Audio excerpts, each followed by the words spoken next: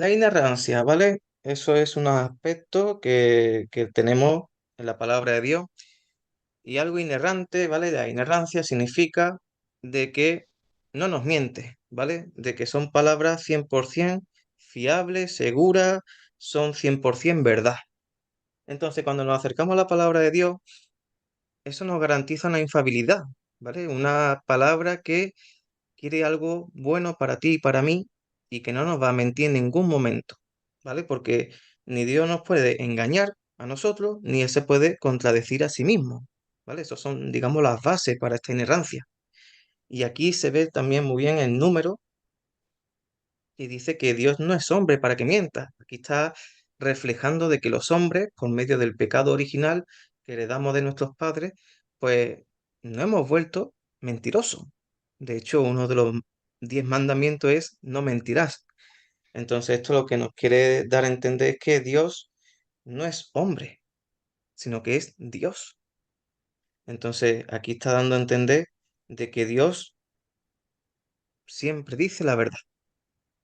Siempre todo lo que dice lo cumple, todo lo que dice lo lleva a cabo, porque es Dios. Los hombres podemos decir una cosa y después de 5 minutos cambiar de opinión y hacer otra, pero Dios siempre cumple su palabra. Y aquí, como dice en Juan 10:35, la escritura no puede ser quebrantada. Es decir, los hombres podrán usar la Biblia de muchas formas, incluso para sus propios intereses. Pero por mucho que los hombres quieran desviar la palabra de Dios, esa palabra de Dios siempre se va a cumplir.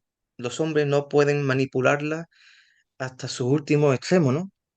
Sino que al final la palabra de Dios en cada época, en cada tiempo, en el año 500, en el año 1500, en el año 2023, que es este año, siempre será la palabra de Dios y nunca va a cambiar. Seguridad. La certeza de que la Biblia representa la palabra de Dios nos brinda la confianza de que todas sus promesas son fiables, ya que tenemos la certeza de que Dios las cumplirá. Salmo 119, 114, 116. En el camino de tus testimonios me he seducido como en todas las riquezas. En tus estatutos meditaré, no olvidaré tu palabra. Primera de Corintios 2, 4 al 5. Mi discurso y mi predicación no fueron con palabras persuasivas de sabiduría, sino con la demostración del Espíritu y de poder, para que la fe de ustedes no esté fundada en la sabiduría humana, sino en el poder de Dios. La seguridad va a ser otro de los aspectos de la palabra de Dios. Ya antes hablamos un poquito de la inerrancia, ¿verdad? Que Dios no puede mentir, no se puede contradecir a sí mismo, todo lo que dice es 100% fiable. Y aquí la seguridad, por una vez más, está haciendo énfasis de que es tan la fiabilidad que el hecho está, por ejemplo, en el Antiguo Testamento. Todas las promesas que ahí habló, tanto al pueblo israelita, que si con Moisés, que si con los profetas, todos se cumplieron uno a uno y su culmen, su promesa será la venida de su Hijo, Jesucristo. Y ahí cuando abre el Nuevo Testamento, ¿no? Y ahí no se quedan las promesas, digamos, ya cumplidas en el sentido de que ya no hay nada más, ¿no? Sino que esa promesa aún sigue hoy en día estando en la iglesia y muy concretamente en los sacramentos, porque ahí donde un hijo es bautizado, ese hijo ahora es hijo de Dios, ese hijo es ahora dentro de la parte de la familia divina. Ese hijo también hereda la vestidura de Cristo. Eh, ese hijo recibe el perdón de sus pecados. Cuando recibimos la Santa Eucaristía nos fortalece la fe. Entonces vemos que esas promesas abarcan hasta nuestros días, ¿verdad? Entonces, qué importante, ¿verdad? Es tener un libro donde, primeramente, tú sabes que nadie te va a engañar. Y segundo, que es 100% seguro. Tú puedes leer con mucha seguridad que todo lo que se dice es para bien tuyo. Y aquí dice en el Salmo 119 que hay que meditar la palabra de Dios, hay que estudiarla, por eso hay que aprender de ella para no olvidarla nunca.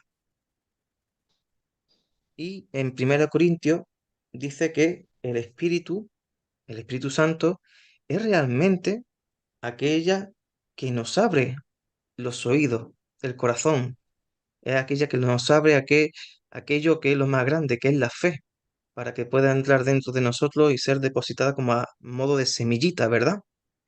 Y vemos aquí que esto al final no es una obra humana, no es el hombre el que predica y el que hace la obra, sino es que el hombre es el medio que Dios usa para que su santa palabra pues vaya penetrando dentro de nosotros, ¿verdad? Eso es una obra de Dios, es un misterio invisible, no sabemos cómo y no sabemos por qué la palabra de Dios actúa en una persona mucho más rápido que en otra persona, ¿verdad?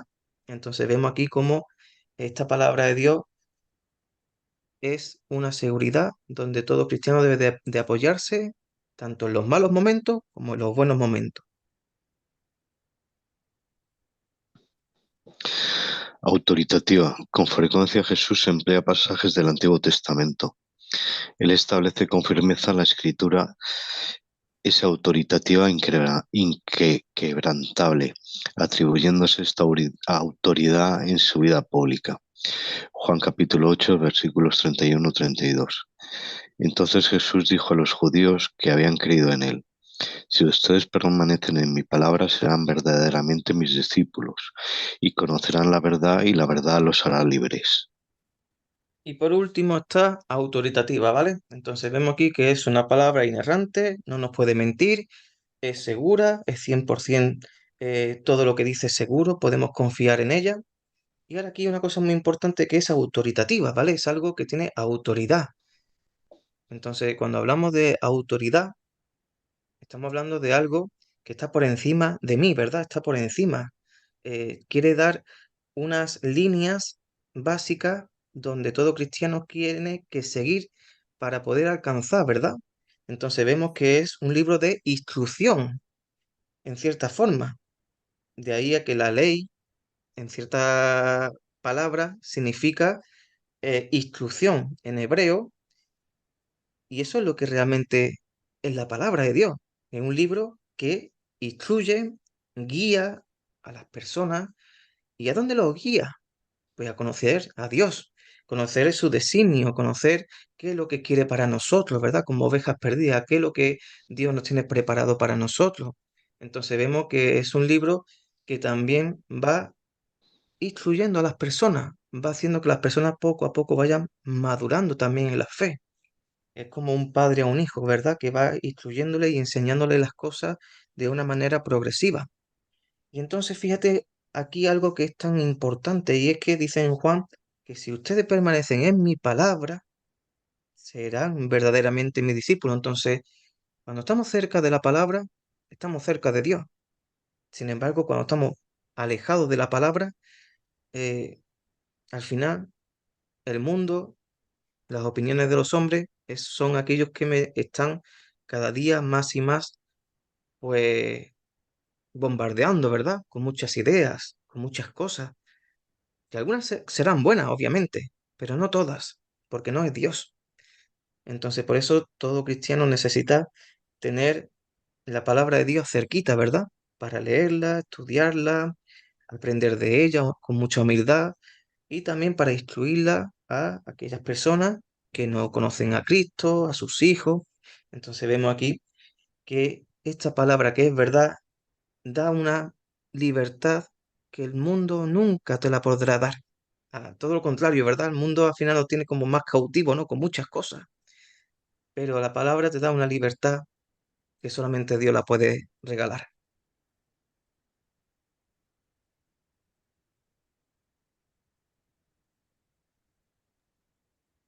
Autoritativa. Dios habilitó a los profetas en el Antiguo Testamento, inspirando sus palabras y cumpliendo sus profecías. De manera similar, Jesús autorizó a los apóstoles como testigos de su palabra, guiados por su espíritu. Lucas 10:16. ¿Quién los escucha a ustedes? Me escucha a mí. Y quien los desprecia a ustedes, me desprecia a mí. Y quien me desprecia a mí, desprecia a aquel que me envió. Juan 14:26.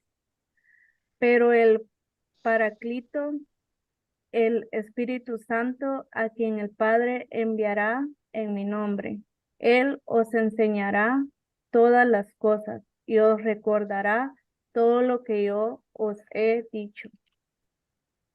Perfecto. Vamos a profundizar un poquito más sobre esta autoridad, porque hablamos de que la autoridad es aquello que está por encima nuestra, ¿verdad? Aquello que quiere el bien para nosotros, aquel que nos instruye por el buen camino. Pero claro, uno dice, ¿y cómo yo estoy seguro de que voy por el buen camino, ¿no? Esto puede ser una pregunta.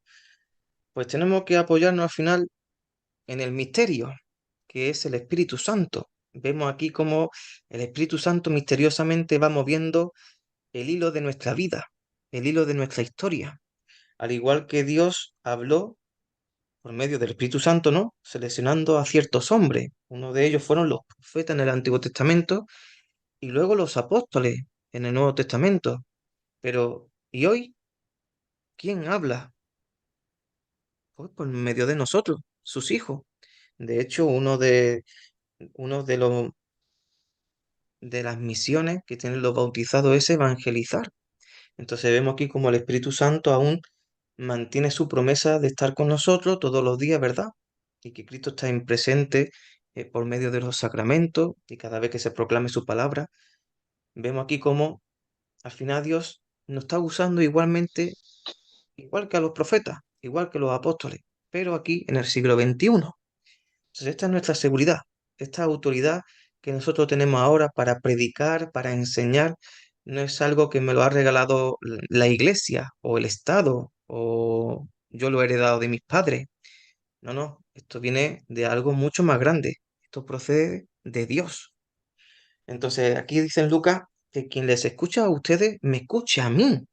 Entonces, fíjate qué importante es dar un buen testimonio, porque al final cuando tú abres la boca, cuando tú proclamas, cuando tú predicas, cuando tú evangelizas, tú estás siendo un embajador, ¿verdad? ¿Qué significa ser un embajador? ¿No? Como estos lugares, ¿verdad? Que hay una embajada de España, una embajada de México, en cualquier otro país, ¿verdad? Pues un representante del país.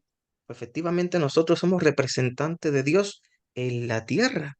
Entonces vemos aquí lo importante que es tener una vida noble y digna y que también aquellos que nos vean, vean también el reflejo de nuestro Padre, que es Dios. Y algunas veces dirán, bueno, pero es que yo no tengo mucha formación, yo tengo mucha vergüenza, mucha timidez para hablar con la gente, ¿no? Mucha gente tiene ese problema. Y fíjate lo que aquí sucederá en Juan 14:26, ¿verdad? Porque estas cosas también les pasaba a los discípulos. Tenían miedo, no sabían hablar en público. La gran mayoría eran pescadores, eran gente muy cerrada. Entonces podríamos decir que somos como tú y yo, gente normales. Entonces, ¿dónde está nuestra seguridad? ¿Dónde está nuestra esperanza? De que aquello que vayamos a hablar, tenemos que pensar de que al final nuestras palabras no son nuestras, sino que son el Espíritu Santo el que por medio de mi boca habla. Y de ahí a que diga que el Espíritu Santo os enseñará todas las cosas y también os recordará todo. De ahí a que también sea muy importante creer que el Espíritu Santo está con nosotros. Y qué importante orar siempre, ¿verdad? Antes de un estudio, antes de salir a predicar, porque realmente vamos a ser embajadores a aquellas personas que no conocen a Cristo. Primero Juan, capítulo 1, versículo del 1 al 4. Lo que existía desde el principio, lo que hemos oído, lo que hemos visto con nuestros propios ojos, lo que contemplamos y tocaron nuestras manos acerca de la palabra de vida. Y la vida se manifestó, y la hemos visto y damos testimonio y os anunciamos la vida eterna que estaba con el Padre y se nos manifestó.